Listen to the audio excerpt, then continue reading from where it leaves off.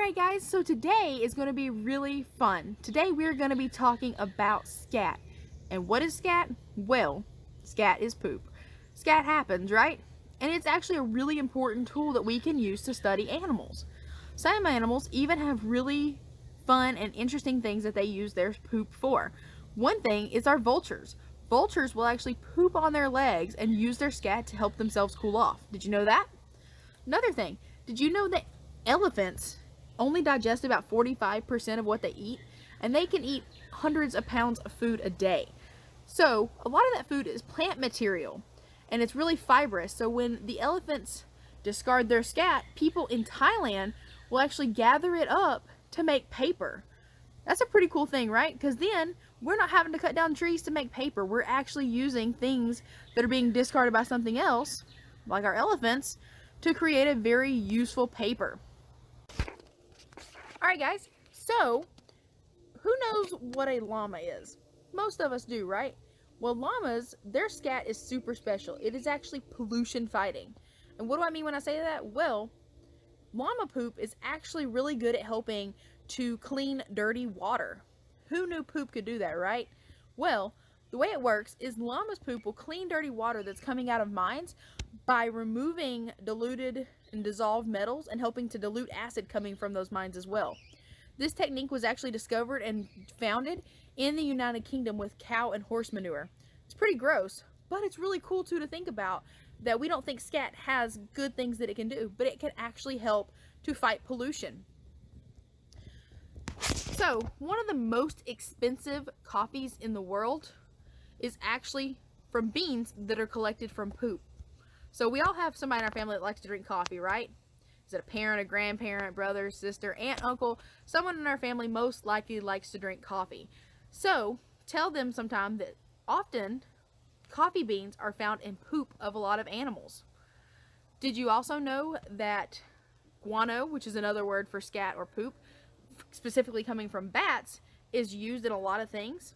So guano, bat guano, is actually been used to make explosives. So during World War I, soldiers would actually dry bat guano and pack it in because it's flammable. It's made of a lot of saltpeter, which is a potassium nitrate, which is a key ingredient in a lot of explosives and fireworks. So they discovered that they could take this dried guano and actually use it to help create more explosives during the war. Also, this is a fun fact you might want to tell your mom or somebody who wears makeup. Did you know a lot of makeups used to be made from bat guano or bat scat or poop? So a lot of times we don't think about that, but it was. During the war of 1812 here in the United States, we also used guano to make gunpowder because, like we talked about, it has that explosive power, right? So it was a really good thing for them to have. So during our Civil War also, it goes back really far as how long we have used guano or scat for a lot of things.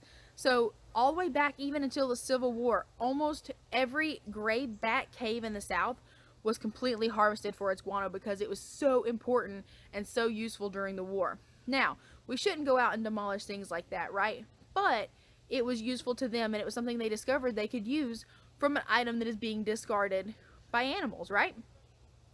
So, a species of fish that's found in the Amazon and all over South America, they eat sea fruit and plants. Well, when they release their scat, those seeds will go to the bottom and they will actually plant more plants.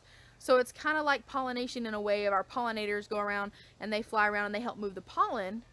But our fish in these South America and the Amazon, they help us by seed dispersing. So when they eat that food, all the seeds can't be digested. So when they release their scat, those seeds are then spread around for them to grow even more. It's a really fun one too. Did you know that hippos and penguins are masters with some crazy poop facts? So they actually, both of them, will launch their poo. Can you believe that? Pretty gross to think about, right? Poo just launching.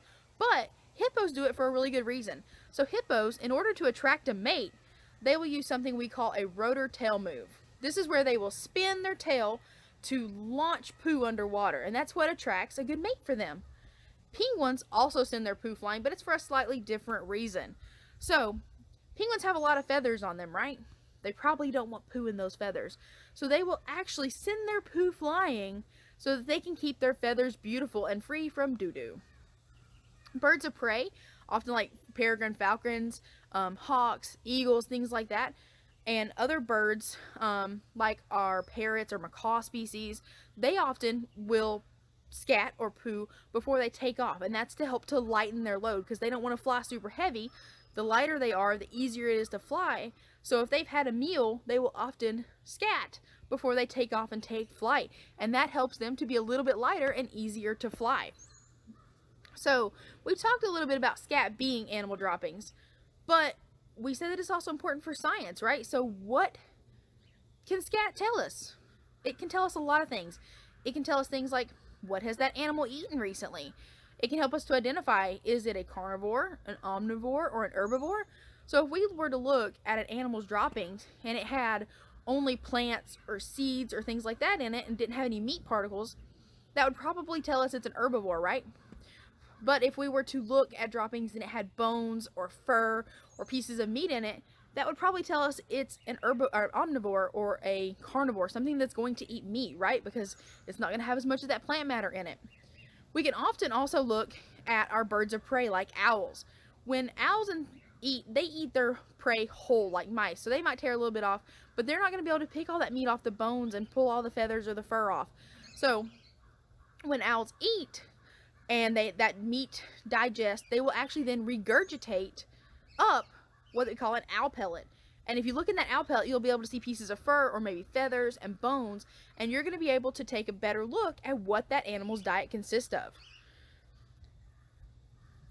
So another thing we often like to look at is we need to figure out maybe what kind of animal it is. So some animals have very distinct scat patterns. So if we look, oftentimes deer will have little pebble-like things in theirs. They don't have a big pile. Rabbits often leave little pellets. You can look, some animals leave little strings. Some animals leave big piles. And so you can research and you can study and you can actually identify different animals based on their poop. You can also tell where an animal lives. So maybe if it's an animal that lives in a big field, you're going to see that in a field. But if it's an animal who lives in a tree, it may be around the base of a tree or things like that. So you can look around and you can tell a lot from animals' scat. Some other things you can often find where an animal has been, we can use for tracking and things like that and studying. You can also look for fur, scales, feathers, foot marks. But one of the best tools we can use to study is scat. Scat is such an important tool. So it may be gross to think about, but scat is used for so many amazing things in the animal kingdom. It's used for mating, it's used to keep them pretty, it's used to help cool them off, it's used to help tell what they eat. So next time you're walking in the woods, don't touch it, but look a little closer and see if you can identify. You can even buy scat guides to help you identify that. You can tell a little bit about that animal, what it was, maybe where it was heading, what it's eaten recently, and think about all the things it's used for, like explosives and makeup and coffee and planting seeds. So it's such an amazing tool, and it's something we should really take our time to study and think about and use that to help us understand the animal kingdom a little bit more. Alright guys, so now that we've learned a little bit, we are going to get into making our activity where we are actually going to make our very own edible scat. You guys ready? Let's do it. Alright guys, so now that we've learned a little bit about why scat is important and why we're studying it, let's dig a little deeper into some of the things we talked about. So this one is a civet, and this is the animal that eats those berries and poops out the most expensive coffee in the world. This one is showing us a little bit about how the elephant poop paper is made. So people will go out and collect elephant poop and then mix it with water and other ingredients to create this really amazing paper. This is an example of bear scat that we could find. So you can look and see, since they are omnivores, that they eat a wide variety of meats, plants, berries, things like that. The white-tailed deer produces these little round berry-like droppings that you'll find in fields and woods and open areas all around us. A raccoon is also a native species that we could find, and you'll see that their variety of food is wide as well, so you can see berries and plant materials and other fibrous things. A gray fox, they use latrines, so theirs is all going to generally be in one general area, and you can see that it is different from the others that we've looked at so far. A red fox, which is similar to our gray fox, their scat even looks different from the gray fox. You're able to see that it's more dog-like. This is an example of an owl pellet, so you can see that round regurgitated mass that we talked about and all the things that you would find within it.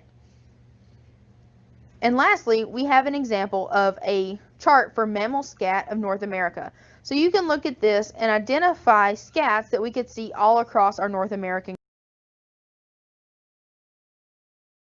Alright guys, so to make our edible scat, some things that we're going to need. We need a pot and a bowl or a double boiler, and need some water in there just touching the bottom of that double boiler or glass.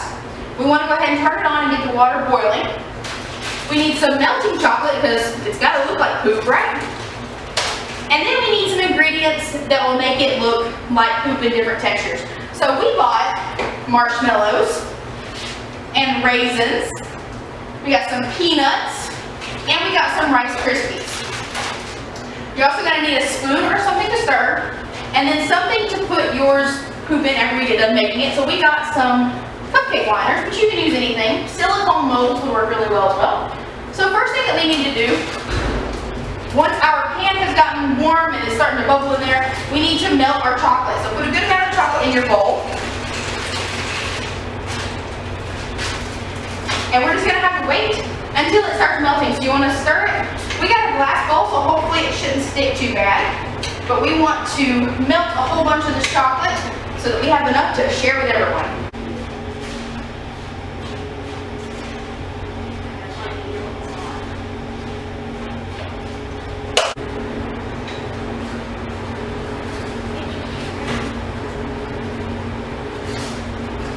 While your chocolate is melting, you can go ahead and put some stuff in the bottom of your cups if you want to. So Taylor's going to create her cups and I'll create my cups. We don't want to fill it all the way up because we want that chocolate to mix in, but you can add some stuff in for texture or flavor, whichever one you want.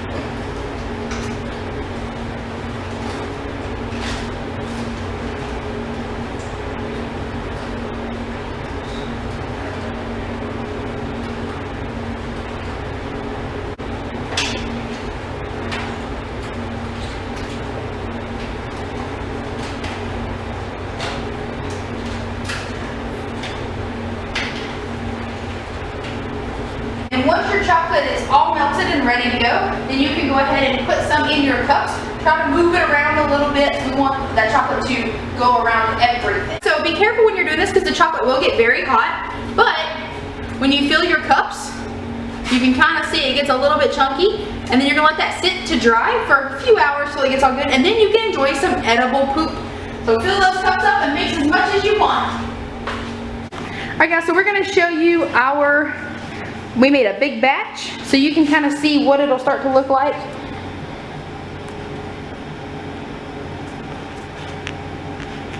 So in there, kind of looks chunky. And so this one might be something that ate some grains or something like that, but you can get creative and make yours look like anything that you want. And there's our individual little cups. Thank y'all for joining today. I hope y'all enjoy eating your scat. Let us know if you have any questions or anything that you're not entirely sure how to do. Just drop us a comment below.